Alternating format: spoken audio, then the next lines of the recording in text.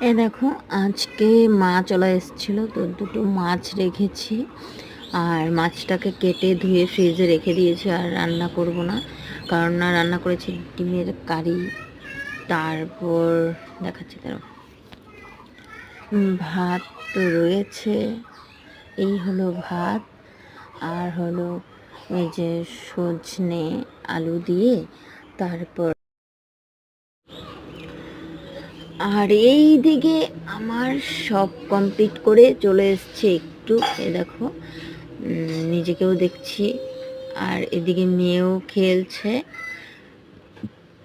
তো এখনও বড় মেয়ে আসেনি স্কুল থেকে, ও আসলে তারপর খাওয়া দাওয়া হবে। আর যেহেতু বড় মেয়ে স্কুলে গেছে, আজ আমি আনতে যাইনি, আমার বড়ই গিয়েছে আনতে। আর এদিকে সমস্ত কাজ বাকি আছে। গরু এখনও মানে কি বলবো, আর কালকে বৃষ্টি পড়েছিল, দেখো উঠানে জল জমা আছে।